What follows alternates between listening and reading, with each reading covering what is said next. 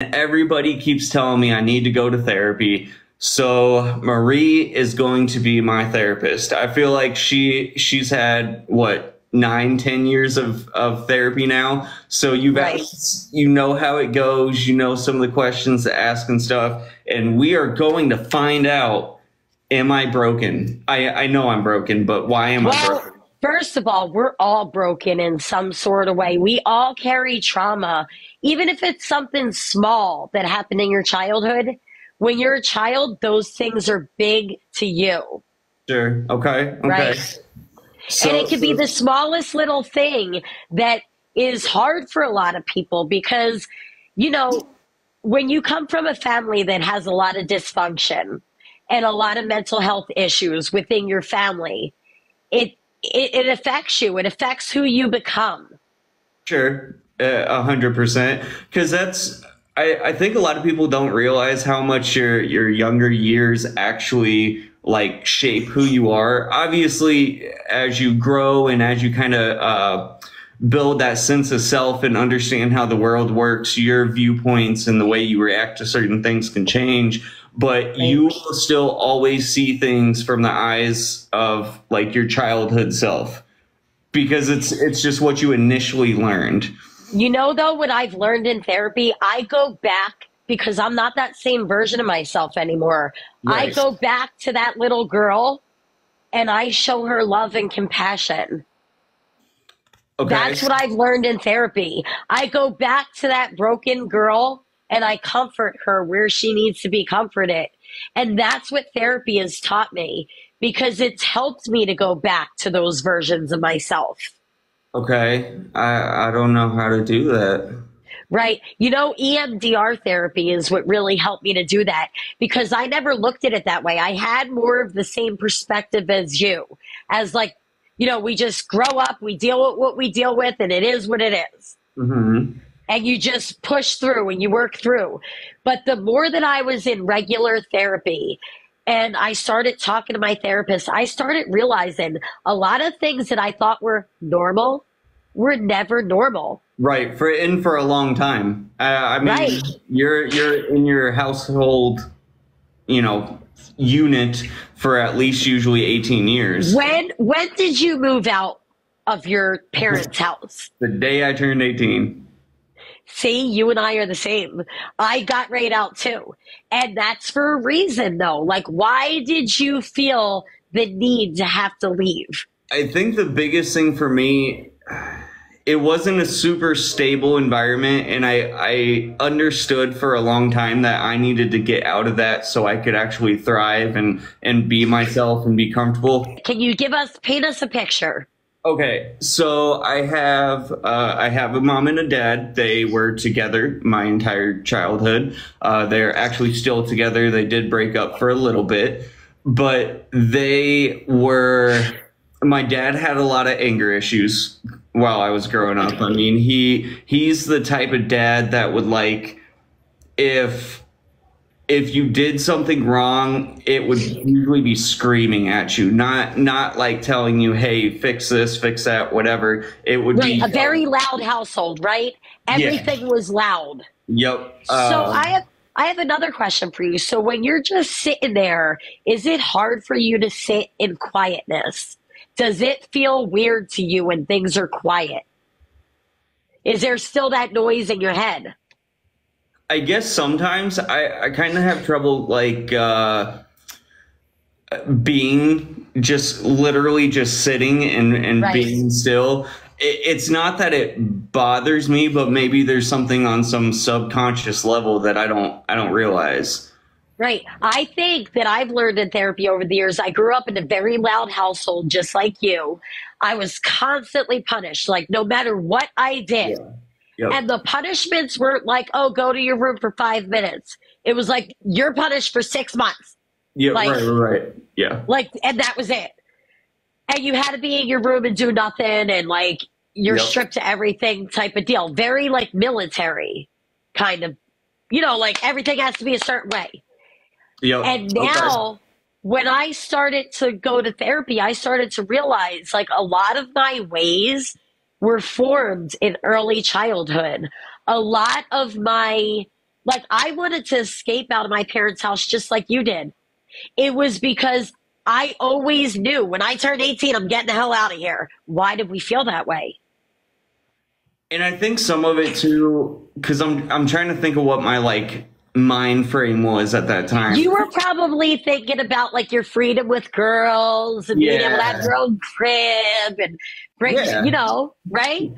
I was, Right, I was, right. I Okay. wanted that freedom. I wanted to like, I wasn't really. I would smoke every once in a while and stuff. So like, I wanted to be able Smoke to what? smoke Cigarettes or, weed. So okay. I'd smoke some green here and there, and I couldn't do that at home. I don't think that was a large reason or anything, but it was that type of thing. I wanted to be able to do what I want when I wanted because I feel like for so long I did not have my freedom because Right. one, my dad, he wasn't like super duper strict. He just wanted things a certain way. So if it went out of that way, he'd flip out. My mom was the type, she had to have things a certain way, and like she invaded that was the big thing. She Now, invaded my space all the time. right. My mother did the same thing to me, and it made me feel some sort of way. It made me feel violated. Put it to you that way. Because when Yeah. someone else, like my mom would go through my room when I was at school. And Yep. like if I had notes, back in the day, I had a boyfriend. We used to pass notes back and forth. He used to write me love letters, Yep. but that was private stuff in those letters. And she would read it and then she would show it to my dad. And it would make me feel violated. And that's kind of how it was for me. I couldn't have my room the way I wanted it. It Right. was however she wanted it. There was no choice. Yeah, I'm trying to remember if they like asked me what I was doing all the time because I feel like there hit a certain point, especially whenever I started working. It was like I just had to be home by a certain time, kind of. Right. A strict curfew, right? Yeah, just That's because how it was. I was working usually 40 hours a week, if not Right. more. So it was kind of like they weren't trying to keep track of me as much. And usually I would just say I was going around to one of my friends that lived near me. Usually I wasn't. Usually I was Right. at some chick's house or doing whatever. But yeah, I don't know. It was just, and my mom was crazy. I always had to worry about her like stealing money from me or breaking something, or in her going through my room, she would move shit around and then I couldn't find something. And it was like, I can't have any of my things because you won't leave shit alone. So, when you got out of that environment, did you feel like you created a safe place for yourself?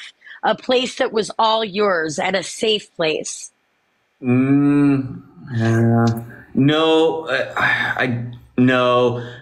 So whenever I moved out, we got an apartment. Who is we? So it was me, my friend Courtney, and my friend Emily. So Courtney was Oh my God. Wait, hold on. You got an apartment with two chicks. three. Another Oh one came shit. in after a little bit.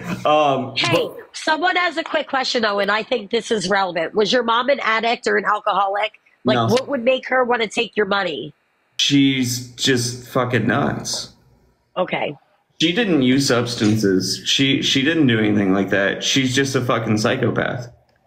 I Uh, really think that there's a lot of things, and I'm being honest with you, with your mother and your relationship with your mother, that you really need to dig into and unfold. I'm serious. I think that's where you hold a lot of trauma. there was a lot of stuff like I don't know when it changed. So I used to, it was my mom. So like I would hang out with her. She would go on drives all the time, like literally just drive around, do nothing. She'd go get a Diet Coke and listen to one of the radio stations. I can't remember, Light Rock, and just cruise around for an hour Right. plus because I felt like it was because she was getting away from my dad maybe, but I would always want to go with her. And so we would always go on those little drives. So I think at some point I started to see the crazy because I started to grow up. So it was just like I started to see her be fucking just nuts. She would flip out on me for stupid shit. This is the type of mom though too. Like whenever I was young, when I was like 5, 6, I had to read for 2 hours every single day. No questions asked. I had to read. If I didn't, I'd get in trouble. I remember in like 6th grade, I had vocabulary cards because we were learning Latin, and we kept going over them, and I was so tired of it because we had been doing it for so long. I couldn't remember one of them, and I got frustrated, and I put the cards down, and I was like, I need to stop. And she smacked me across the face and was like, pick the fucking cards up till you learn it. So I started seeing all this stuff that she was doing and all the things that were wrong from her. And it was like, I don't know if that trust was just gone, because then she would steal my money. She'd steal my half brother's money. Now, I have a question. Was your father financially abusive to her? Because it sounds like addict behavior to take the money, but also as a woman, I know that some men can be financially abusive and like not give what a woman needs sometimes to get by. So, but they both had their own jobs. Okay. And so we were very, very poor. We were broke all the time. But at the same time, he was kind of financially abusive. I do not believe he was financially abusive. He kept money from her because right. Because he had to. Because all those right. Because she would spend it on nothing. Like you could give her $200 and it would be gone that day, and you have no idea what she spent it on, but it wasn't drugs. You know what's weird? That almost sounds like mania to me, like manic behavior, like the rides and the spending money and being reckless, because I'm bipolar and I go through phases where sometimes I'm up and sometimes I'm down. And you and I have talked about this lately. Yeah. I've been super down. I'm on my down right now. Right. And I just want to get back to my up, and it's so hard sometimes to get there. I actually like when I'm impulsive like that. I love that feeling, like I'm spending money, and like I get manic like that. And that's the version of myself that I like sometimes, because when I'm down like the way I am now, it sucks. I'm trying to figure out if it was impulsive though. Like I feel like she literally just got stupid shit, because she would somehow spend a lot of people that are in a manic episode spend money on anything. I go through phases where I will spend money like it's water, and then it's like it goes like that for a few weeks, and then all of a sudden I'm like, oh shit, you know? But does it have to come back?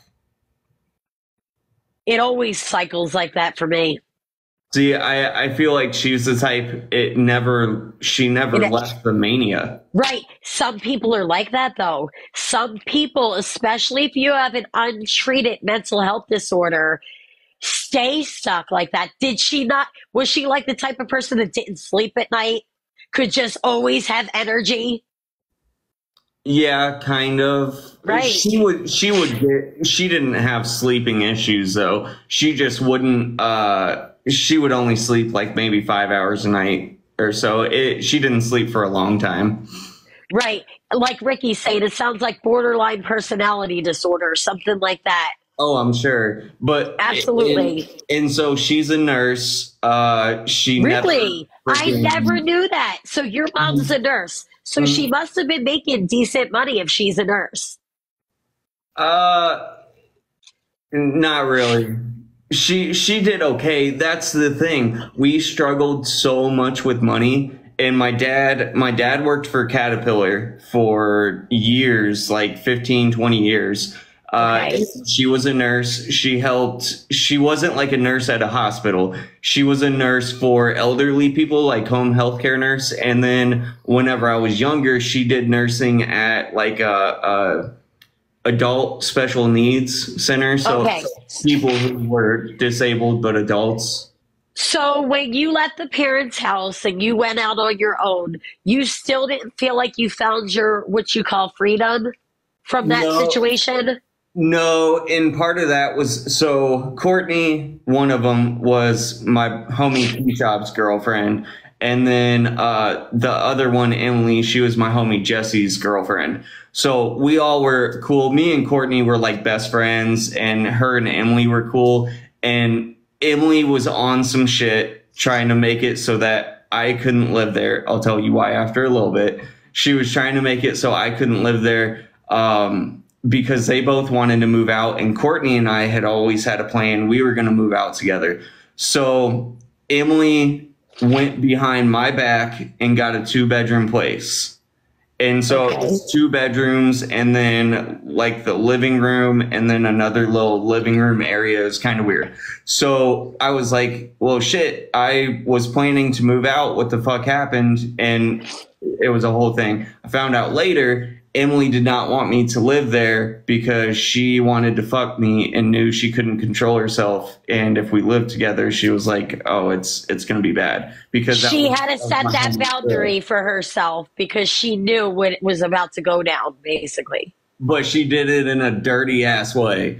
So, Right. so I ended up moving in anyways, and I still didn't know. Hey, you said I'm weaseling my way right in there. So I still didn't know all this was going on with her, and they found this place. So I was like, "Fuck it, I still need to go somewhere." I'm going. So I lived in the living room, and they had the bedrooms. And then one of my homies that I was hooking up with occasionally, she ended up moving into the other like living room portion, because she didn't have a place to go. So the privacy thing was an issue because I didn't actually have my own room. And and then like Emily made a couple of moves. She ended up getting us kicked out after 3 months because she like randomly found a dog and brought the dog in. And you weren't supposed to have pets, and we kept like you needed like you guys needed to just add another person. There's all kinds of people coming into this 2-bedroom. Oh yeah, and it was stupid as shit. We told her to get rid of the fucking dog, and she wouldn't do it, and it kept barking at night and got us kicked out. Because when we went for the sublet, none of us had a place before, and we didn't make the most money, so we did not actually get the sublease on the place. The guy that lived there let us move in anyways, not under contract, and the people that own the apartments, they knew about it, and they were like, as long as y'all ain't causing any problems, we're cool. And then Emily brings a dog in that barks every night, so we end up getting kicked out. Now, when you left the household, did you communicate frequently with your mother and father? Like, or did it start to slow down? I mean, we never communicated a ton anyways. They just weren't like that because I didn't want to fucking talk to my mom. And my dad, he's not that type of person. Can I tell you something? When I heard you say, you're kind of contradicting yourself a little bit, because, and I'm just pointing this out to you. Yeah. We play devil's advocate, you know.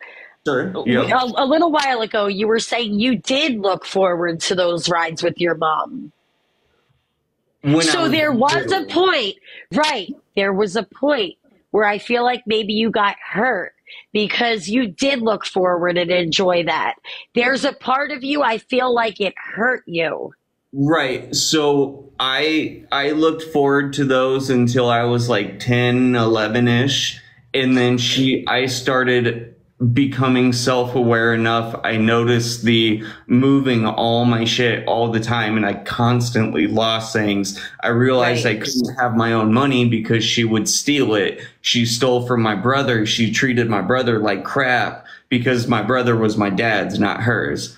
And it was it was all this stuff, and I started realizing how crappy of a person she was. And then I was like, oh, maybe my dad isn't as much of an asshole as I thought he was, because he's putting up with all this stuff. And they literally argued every single day. There was not a time that I did not hear yelling in that house. Now, do you think, I know that had to affect you. It absolutely had to affect you. There's no way that all of that chaos didn't hurt you like a deep childhood wound.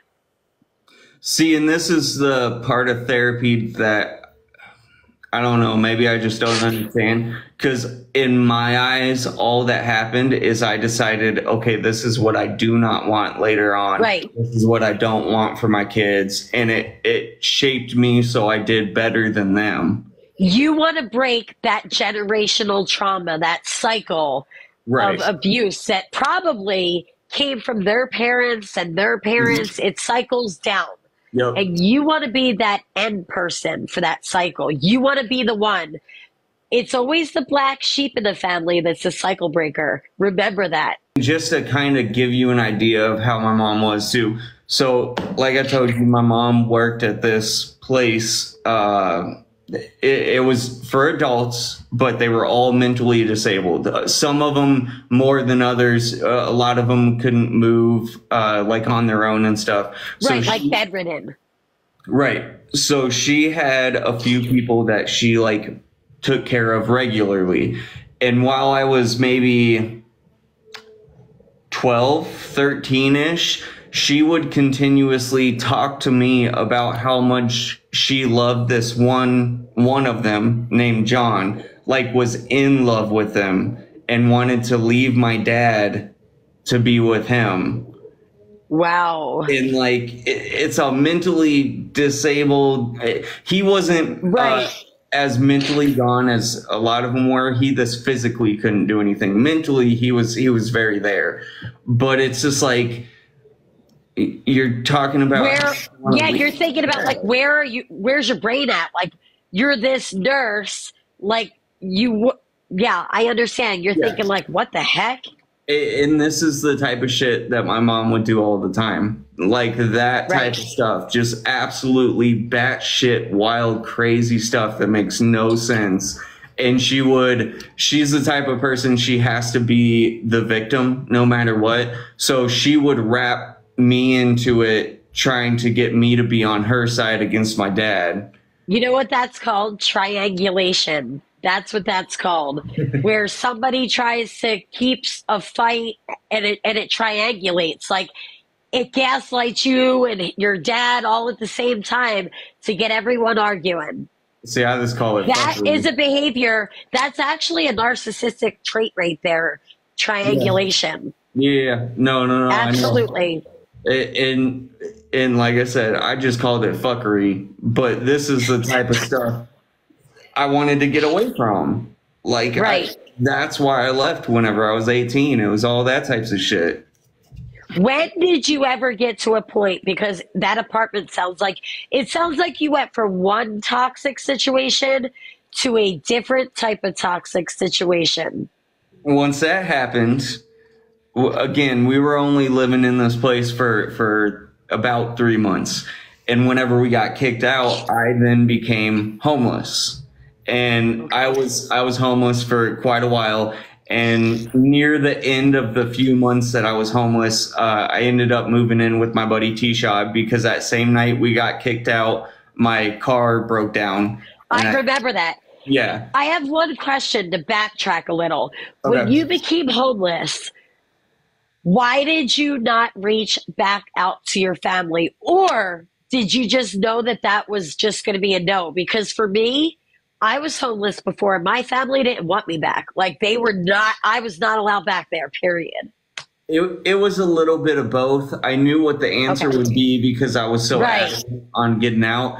My parents didn't know. My parents had no idea. So I was just making They had no idea that you were homeless? No, they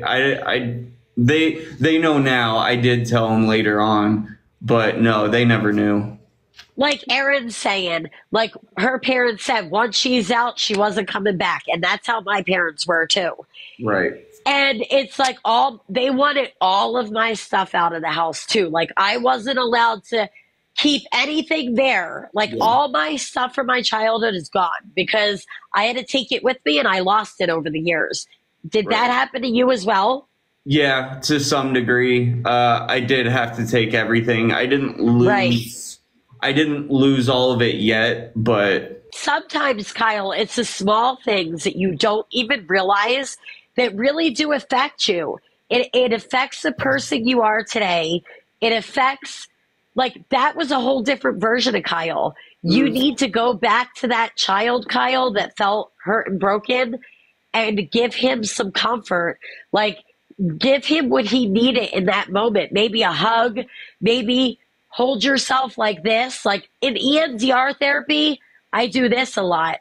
And I just hold myself because I'm hugging that version that needed a hug or needed to be held and loved by someone. This is where it's like, it just shit happens. I just gotta I made it through.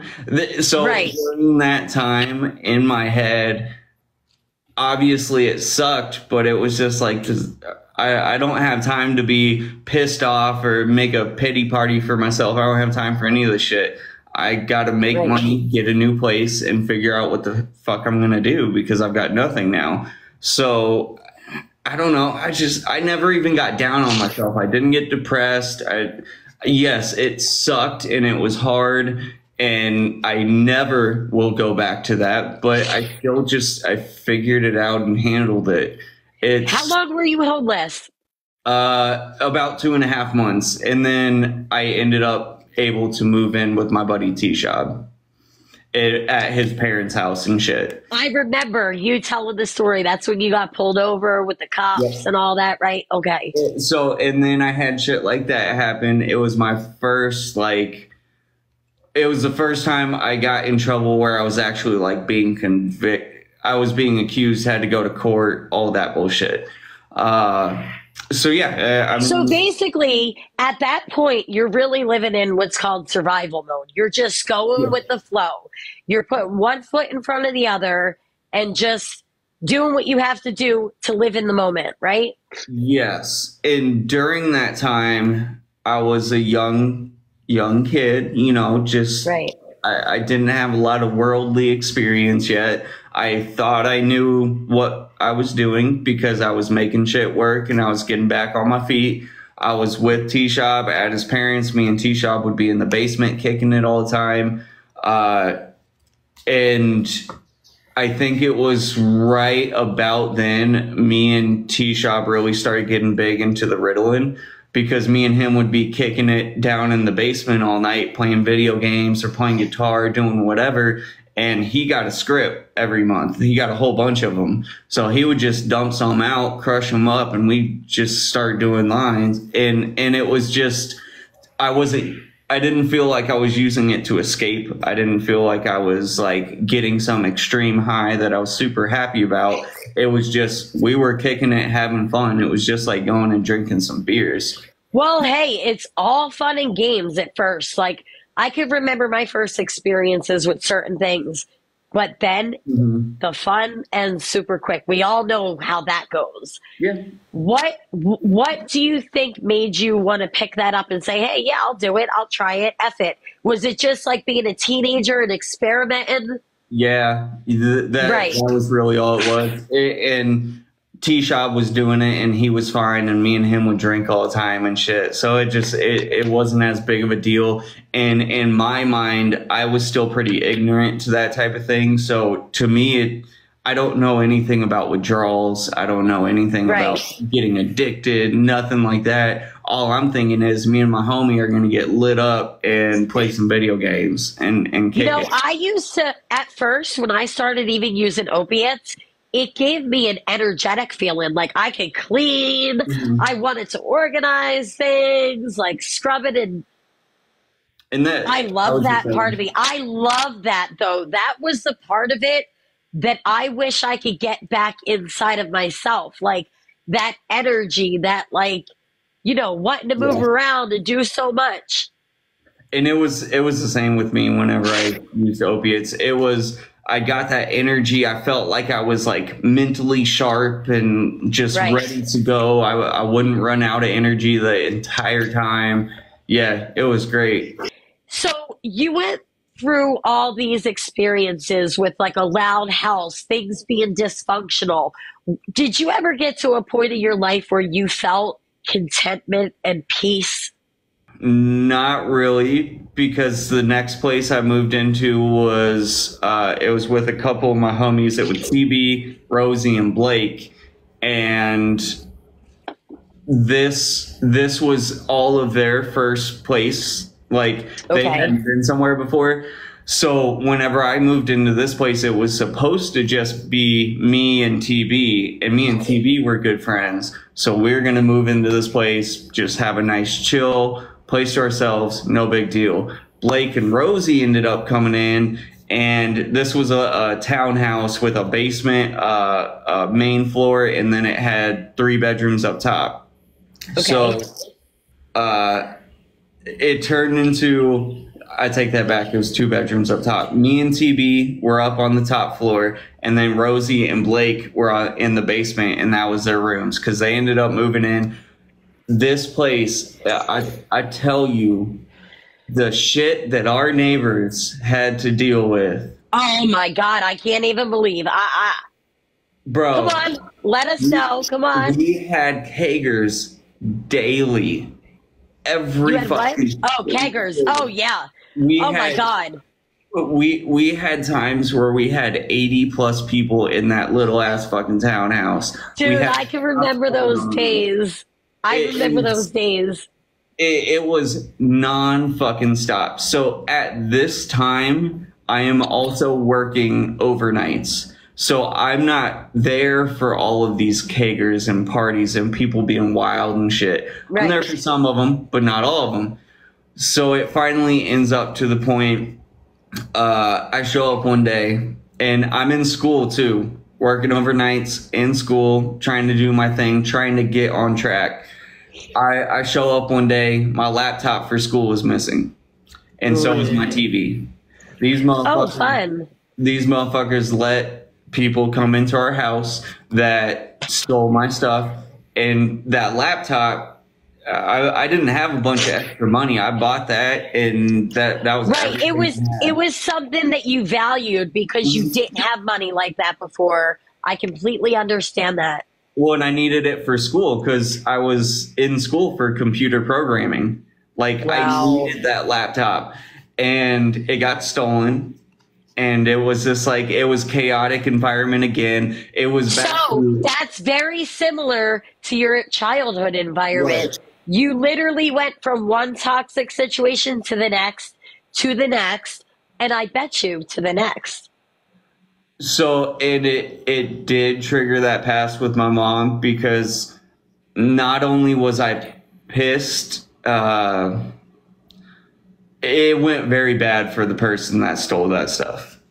We So literally hunted him down. you found, did you get your shit back? No, he had already sold it off. So He did he had, get his, hold on, did he get his ass beat? I do not confirm or deny that anything happened to this man because yeah, he got the shit beat out of him. He had a really rough time after that.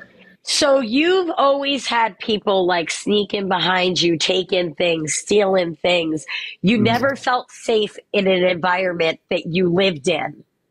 What Yeah. was your next situation after this?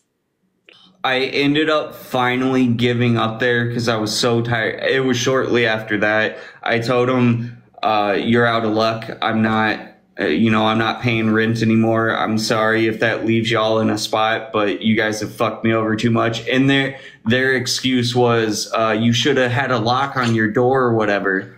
I mean, but it's your place and you should, right.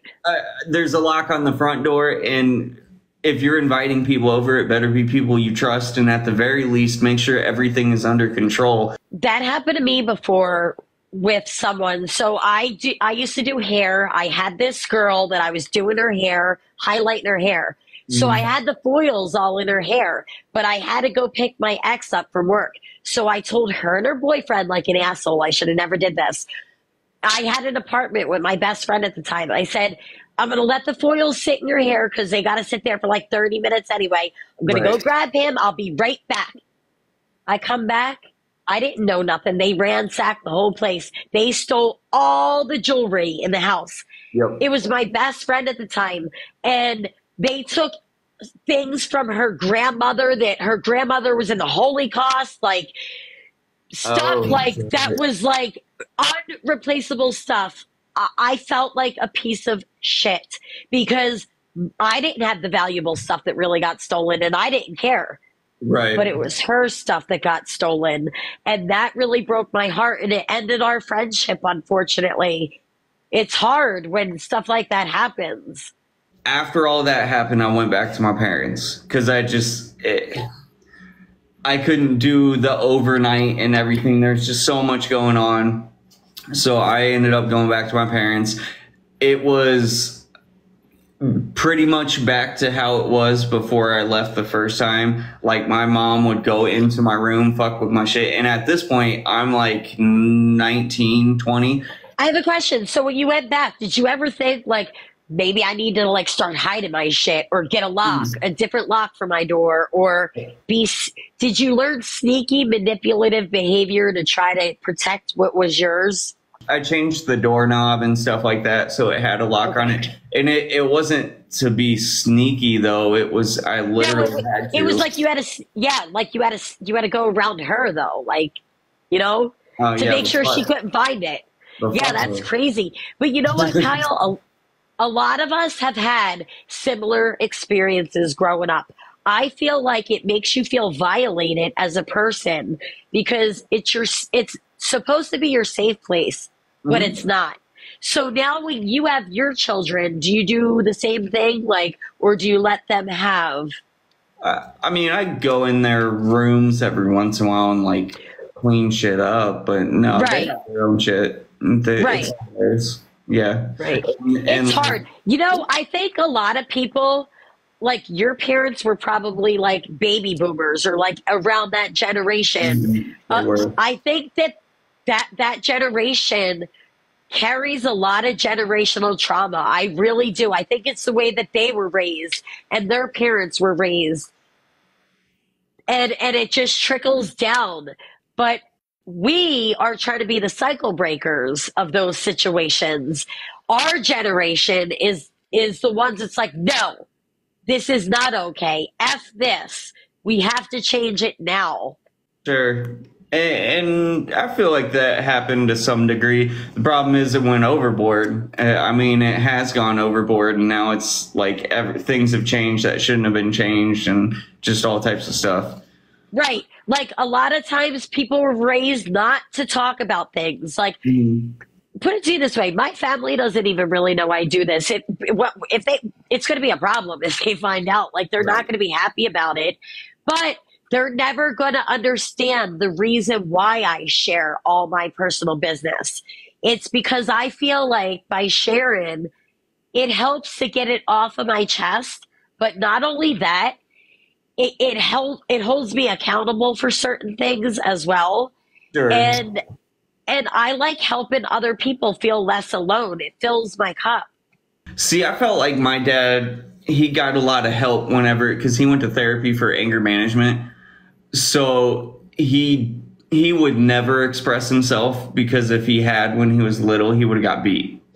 So Right. it kind of turned into like, after he did that, he learned to express himself a little bit better. After anger management actually really worked for him. Good. Yeah, it wasn't like he never got angry again. He still regularly got angry, and he yelled a lot, but he has the proper tools now in his toolbox to pull out the coping mechanisms when he needs them. Yeah, it took a lot of time. I think for him, it probably took about a decade to really, really sink in and practice and make perfect. But he's to the point now. I mean, he'll still get angry and stuff, but it's not the same. Okay. But yeah, I don't know. So when you went back, so how long did it last when you went back to the parents' house? It wasn't super, super long.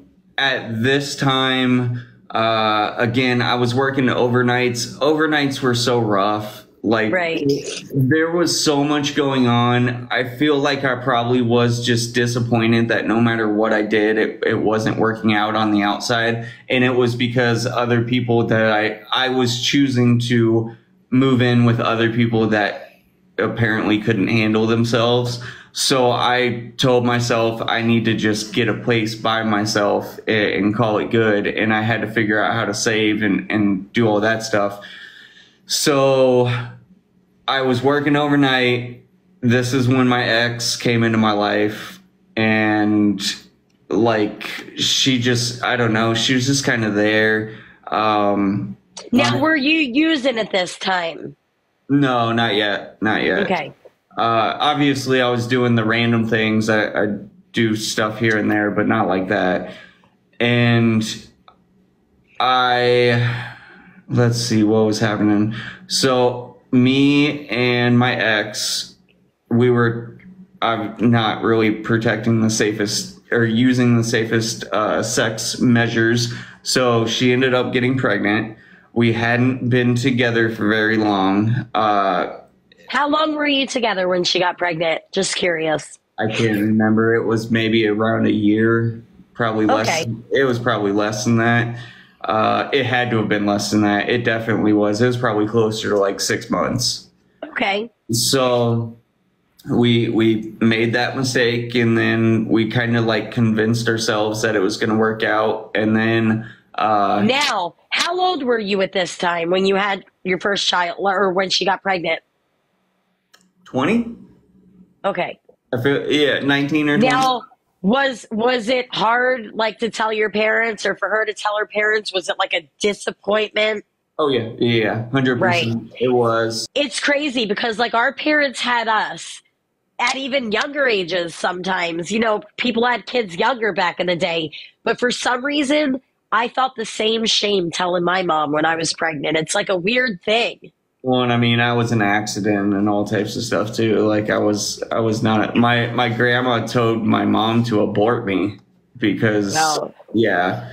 So yeah, it just they warmed up to it and it was okay. Like her parents liked me and my parents liked her, but we didn't have the opportunity to get to know each other, and she was a very fake person. So we ended up getting a place together and just making things work.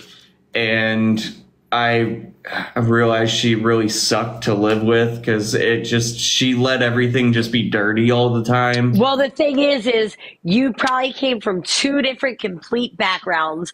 You didn't expect to get pregnant.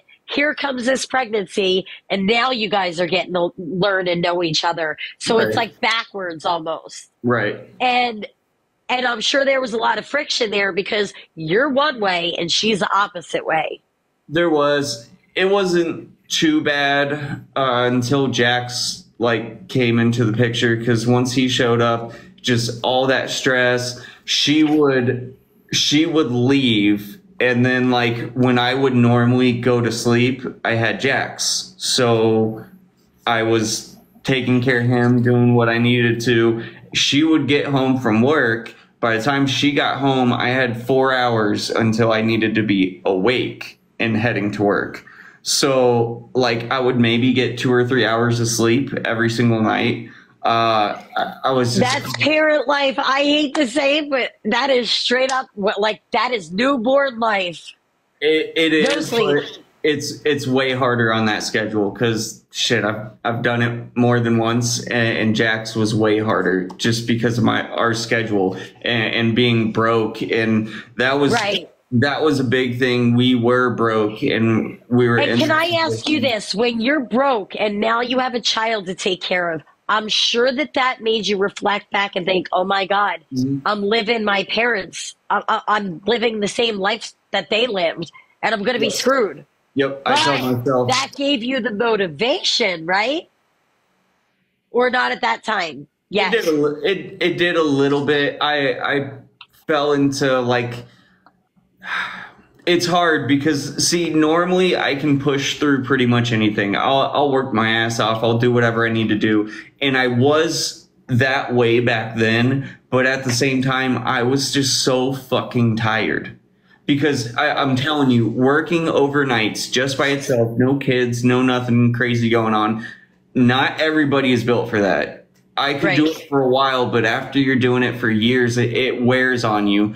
And then I had a kid to add on to it, and I was just getting stress, no fucking sleep. right? And you're 20 years old, so you're stressed out. You didn't expect this to happen. You're trying to make things balance. When did the drugs come into the situation? So at that job, I just had one day. Wait, hold on. This was a this was like a bar. What type of job? I was a overnight manager at a grocery store on Okay. on a college campus. Um, Oh boy. Oh, I bet you there was so many parties, and I bet you your ex hated the fact that you worked there and were she worked there too. partying probably. No, She worked. she worked she worked in the coffee shop in the same like in the grocery store. So is that how you two met? We met there because she not only did she live there, and this is why we started hooking up in the first place and everything. So we both worked there. There's a tiny parking lot, and then the apartments that were right on the other side, that was her place. So Okay. she would come home drunk from the bar the same time that I would go on lunch. And she'd just be like, "Hey, what's up? You're hot. Let's go fuck." And I'd be like, "All right, bet." So I was getting some on my lunch break every night. And I was like, "Hey, this ain't too bad." And then it blew up in our faces. So What did you think was gonna happen? Like for real? I was You a just dumbass. didn't think that like randomly she was, you know, it's true though. You're not thinking in the moment. When you're in those moments, you just don't think. The other problem is I kind of got a skewed perception of how easy it was to get someone pregnant because whenever I was 15, 16, all that with Amanda and I, we would fuck every day, if not twice a day. And every single time I was doing my thing inside her and nothing was happening. When I was with Joe for 4 years before I got pregnant, and Mhm. like I wasn't doing anything. I don't know how all of a sudden. I don't know if it's because when I started to like get cleaner off of things, maybe It it helps. affected my fertility. But all Yeah. I didn't when I found out I was pregnant. That came out of nowhere for me too, Yeah. because for 4 years I wasn't pregnant. So how that like where did it come from? That's the thing. I had used condoms. That was the problem. So Amanda and I hooked up all the time, raw dogging it, no problem, whatever. Right. After that, I had a couple of girls that did want to like use condoms and stuff like that. And I was like, all right, bet I'll try it. So I did multiple times, but I was like, man, this doesn't feel as good because it doesn't. You So know, I know, but it's like, but if you're out there sleeping with a lot of people, you got to you be have careful. to. You And, do. You and don't want to get burnt.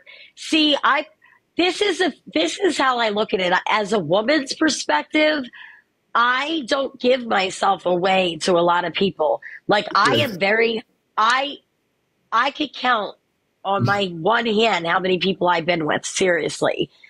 But it's like when that person cheats or whatever, you're sleeping with every motherfucker they slept with. So now I feel like I slept with a million people, even right. though I probably only slept with like 3 or 4 people. Like, there you go. I wasn't a hoe. I mean, I hooked up with chicks and stuff like that, but I didn't run around to every single chick. It wasn't, I knew guys that were doing a lot worse. And it's not like Right. I didn't have options. I had plenty. But it's like, why, I don't understand why. I just have a very difficult time with that because I value myself today and I value my body. And to just think that I didn't want to give myself away to a million people, but unfortunately, somebody else decided to take that part away from me. The problem is, I feel like you have not been with a guy that does value himself, though. That's the difference. You've been with guys that are comfortable with cheating. I'm not Right. comfortable with stuff like that. Like, and maybe So that, you went through like your little hoe days, right? yeah, yeah. But then, but then when you like, how did it just stopped? Like you got it out of your system? I'm curious as a woman, you know, like how does that happen? Did you just like ease your way out of it, and did you find somebody that you truly loved and didn't want to do that to them? Uh, Like how did you and your wife get together? I mean, that was later on, and that was, we just started working together. I mean, Yo, you got to think with people at work. I mean, it's, you got to understand, I didn't want to be broke. I was working all the fucking time, making my money. Right. So there were only so many places that I could meet somebody, and I'm the type of person, usually meeting somebody at a bar, it's like, I don't know, it's a little cliche. You may be a one night stand. They may try and get to know you, but if you're gonna do this all the time, like I don't know, it's just not comfortable for me. Right. But it wasn't. See, I didn't really have a hoe phase. Every single girl, for the most part, that I hooked up with, we knew each other well, at least decently. Like a lot of us were Friends. Yeah, like you work together, you've seen each other on a daily basis. I understand that. Yeah, and so whenever I was with my ex, she cheated. So I was just like, well, screw you, because her and I just weren't happy. I want to know from a man's perspective what it feels like to be cheated on. So that is the only thing in my entire life, maybe not the only thing, that is one of the biggest things in my entire life where I actually feel like it caused trauma. Right. You know what I mean? When you get cheated on, you do not expect someone to do that to you. It's like you're in a relationship, you think it's committed, you think it's dedicated, and when that person goes outside of that, it makes you feel violated. And whenever I found out, it was just, like, I knew her and I were not okay. We didn't need to be together anymore, but for it to be because of that fucked me up. But afterwards, like trust issues and everything, like I would catch myself like sneaking a glance at the chick that I'm with, like at her phone or something, just trying to catch a glance just to make sure she's not like talking to some other dude. I got to the point, it was never bad because I've asked, but I got to the point where I would be a little bit clingier than I needed to. Yeah, that's all it was. That was one of the only things in my life where I feel like it changed who I was. Right, because when that trust is broken, it makes, and that's what I'm dealing with right now. I feel like I can't move forward or move on with anyone right this second because I am so damaged from the shit that was done to me that as a woman, it just makes me feel broken. That it's like I would never allow somebody to come back into my life and do that to me. I'd rather be single the rest of my life. I'm trying to remember how comfortable I was directly after that happened, because I know there were a couple of chicks that I did end up hooking up with that I worked with, because at this point I'm now working at the restaurants. I'm in active addiction. Yeah, I was using and everything, but it was like I never did any favors to get drugs or, yeah. I'm trying to think of anything else during that time that really fucked with me. I started realizing how using and like I was doing blow and drinking and just everything. But hold on, let's go back to the therapy thing real quick, because at this time you got cheated on. You felt like it takes away something from the inside of you. I believe that trauma right there was the catalyst to you wanting to self-medicate and numb yourself, because now all of a sudden here's Kyle partying, doing more. I don't think it was that deep though. I really don't. Now that I don't know, because I was using before she cheated. Okay. So the whole reason I was using, baby, working overnights, fucking exhausted, and then I'm at work one day about to leave, and one of my managers, I'm in a little tiny office, one of my managers just opened the doors and throws it open on accident, like he lost the door while he was pushing it open. Something happened, and Okay. it hit me directly, the knob itself hit me directly in the base of the spine, and Oof. like I literally collapsed and was in, like, it fucking hurt. And Like it took you to your knees. Yeah. Right. So I'm in severe pain for a while, and I ended up getting oxys. Or no. Right. I got bikes. So then I got those, and I was taking them the way I was supposed to, just every few hours. And I had to do that for a few months, and then I hit the point where it was like, hey doc, I'm not really in pain anymore. I think I remember that, and then all of a sudden you realized.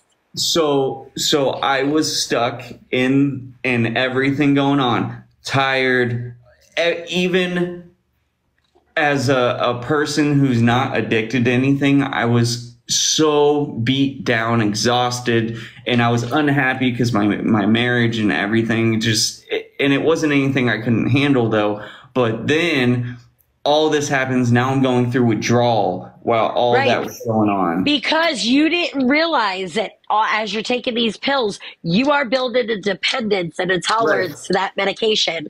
And then you're like, oh, I'm ready to let that go. I didn't Not even know anymore.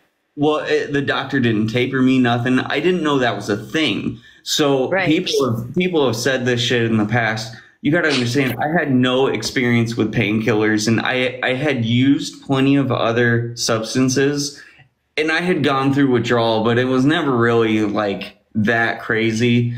So I had no idea what the hell I was like getting myself into.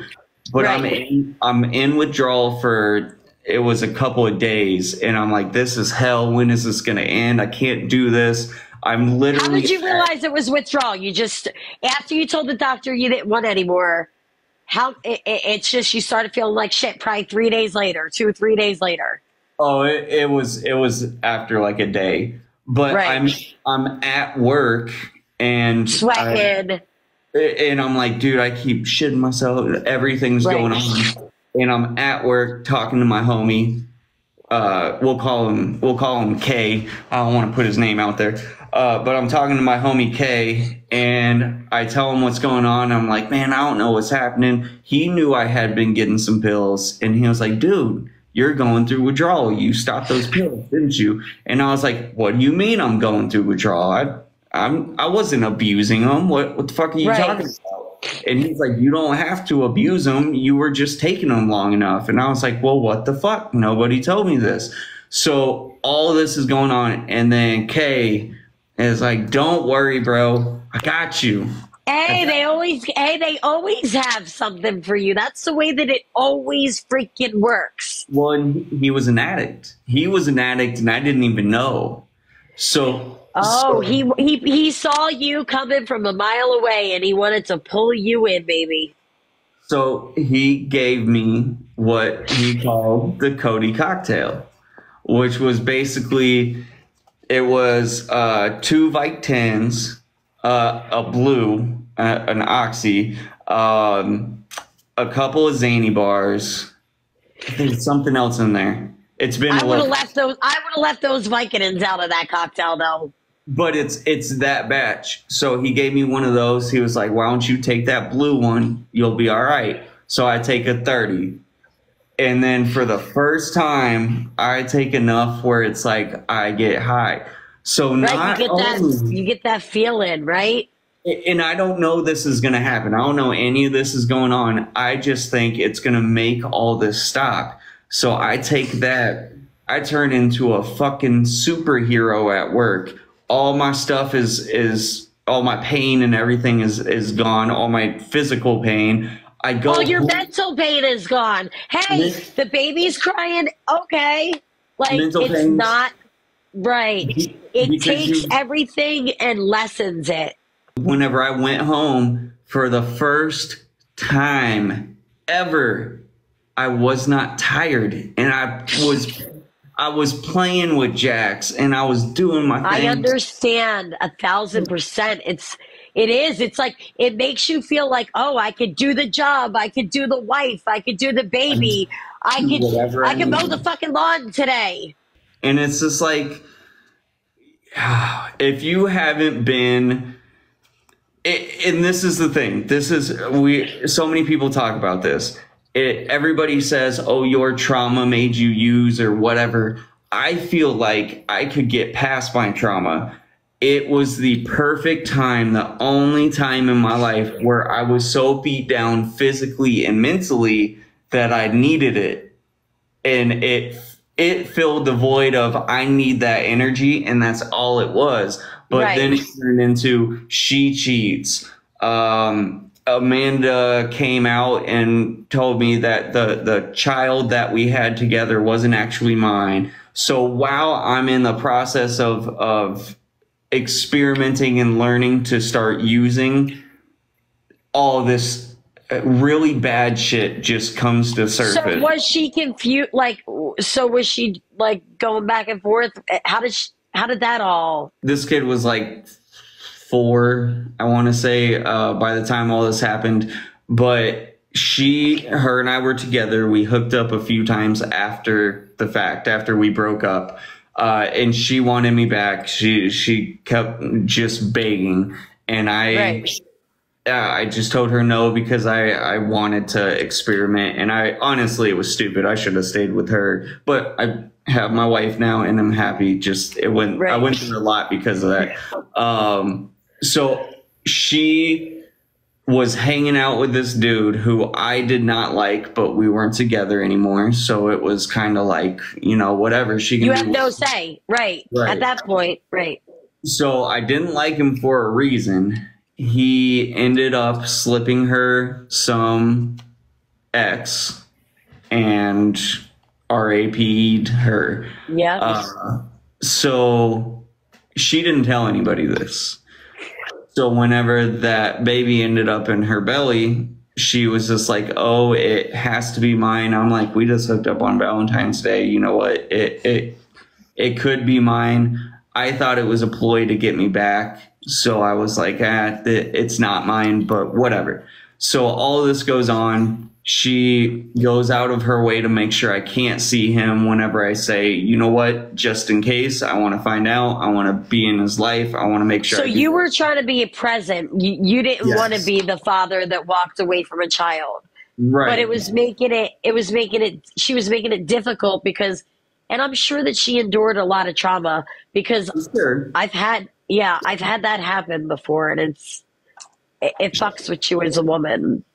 She did not let me hardly ever see him. She would drop off the map for months and months and months, and then just all of a sudden one day. Do you think that she went through like her own shit from what happened to her? Because that's super intense. Oh, I'm sure. I guarantee you she did. And her husband, who she's still with, he's an asshole, but she's so stuck, like she feels like she can't go anywhere. But it was all that stuff, and she finally told me later on what happened, and I like that was another time where the trust issues really just got chopped. See, when somebody breaks trust with anyone, it's hard to regain that. Like when somebody breaks my trust and then asks for forgiveness, it's kind of like I want to forgive and get over it for me to move on. But once you do that, I'm not going to ever trust you again. I'm sorry. You break it, it's done. You broke that part of me. You did that to me. She did that to you. And the hard thing was I actually loved her. Right. It's hard. It hurt more, but at the same time, I actually I forgave her because I understood what happened. You didn't want to tell me that those things happened to you and you were scared. And so I gave her the benefit of the doubt and I was like, all right. So after this is where it got really murky too, because then me and my ex split. And then she was there, and her and I started getting together, and she, like, I wanted that almost, but then I was getting all fucked up all the time. So it was a giant clusterfuck because I almost had a chance to have her back because she was literally going to leave her husband for me. And she had, before I got married, because we got married after Jax came into the picture, me and my ex, we, Did you feel pressured to get married because of like, yes, okay, yes, 1,000%. And okay, so TB, the dude that had lived with me in the apartment that shit got stolen, he was actually one of my friends. Me and him been friends for a long time. So he was my best man when me and Annika got married. gotcha. The the day of the wedding, I Amanda had kind of came back and was talking here and there for a little while. I went to him because I was like, Amanda literally begged me not to go through with the marriage. She was like, Wow. I'll leave Josh. You don't go through with this, and we'll just go. And TB knew that obviously I had Jax and a child who I was seeing and was present for. He was like, don't fuck this up for yourself. And he took my phone and he made me go through with it. And it was like, oh, there are so many ways. Wait, things could have gone he different. made you go through with the marriage? Yeah, he made me marry Annika, even though I did not want to. I wanted to. Now, when you go back now to that, it's like you probably, if you go back to that version of yourself, you would probably want to tell yourself, like, listen, Kyle, you need to trust your gut. Yep. But you didn't definitely trust your will. gut with that one. You didn't trust your gut, and it's true. When your gut is telling you something, you have to listen to it. That's that's really hard though, because trusting my gut in that instance would have gone against my Morals, yeah, and right? my character of being a man, I and just agree. because that's what I was doing. I was putting aside what I wanted so that I did what I needed for my Right, child. And right. in the long run, it really wasn't the right choice. But we're cutting it close, homie. I don't know. Do we need to do a round two next week? Yeah, honestly, Kyle, I feel like we can continue this because I want to know how you got to the point of getting through all that and how did you meet Shan and all that. Like, how did we can continue this? I think it's really Oh. good. All right, y'all. To be continued next week, Kyle.